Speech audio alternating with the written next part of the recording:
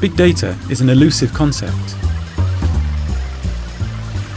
It represents an amount of digital information which is uncomfortable to store, transport, or analyze.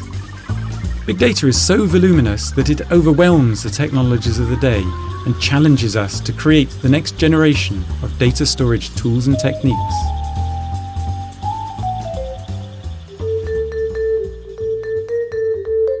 So big data isn't new. In fact, physicists at CERN have been wrangling with the challenge of their ever-expanding big data for decades.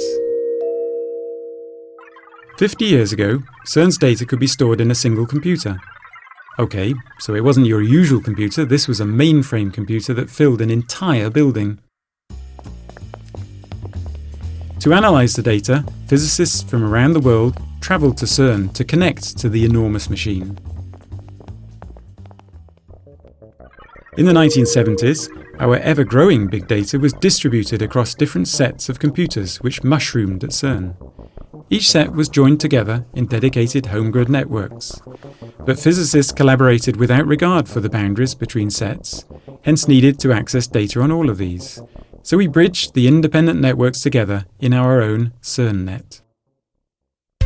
In the 1980s, islands of similar networks speaking different dialects sprung up all over Europe and the States, making remote access possible but tortuous. To make it easy for our physicists across the world to access the ever-expanding big data stored at CERN without travelling, the networks needed to be talking with the same language. We adopted the fledgling internetworking standard from the States, followed by the rest of Europe, and we established the principal link at CERN between Europe and the States in 1989, and the truly global internet took off.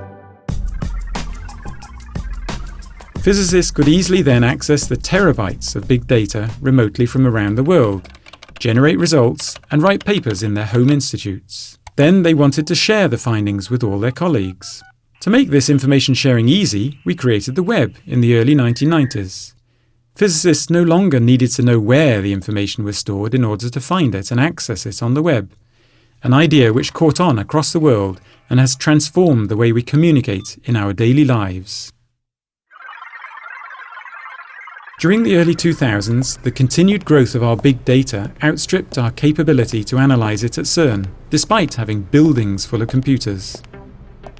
We had to start distributing the petabytes of data to our collaborating partners in order to employ local computing and storage at hundreds of different institutes. In order to orchestrate these interconnected resources with their diverse technologies, we developed a computing grid, enabling the seamless sharing of computing resources around the globe. This relies on trust relationships and mutual exchange.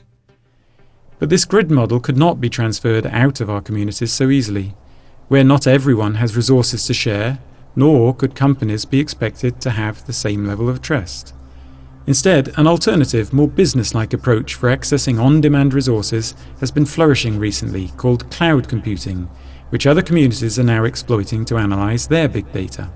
It might seem paradoxical for a place like CERN, a lab focused on the study of the unimaginably small building blocks of matter, to be the source of something as big as big data.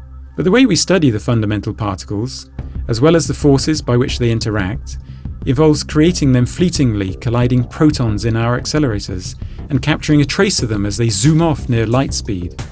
To see those traces, our detector, with 150 million sensors, acts like a really massive 3D camera, taking a picture of each collision event at up to 40 million times per second. That makes a lot of data. But if big data has been around for so long, why do we suddenly keep hearing about it now? Well, as the old metaphor explains, the whole is greater than the sum of its parts, and it is no longer just science that is exploiting this.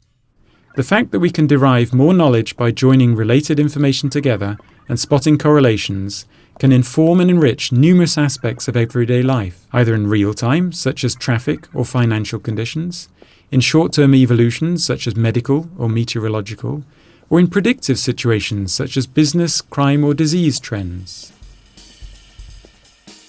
Virtually every field is turning to gathering big data, with mobile sensor networks spanning the globe, cameras on the ground and in the air, archives storing information published on the web, and loggers capturing the activities of Internet citizens the world over. The challenge is on to invent new tools and techniques to mine these vast stores, to inform decision-making, to improve medical diagnosis, and otherwise to answer needs and desires of tomorrow's society in ways that are unimagined today.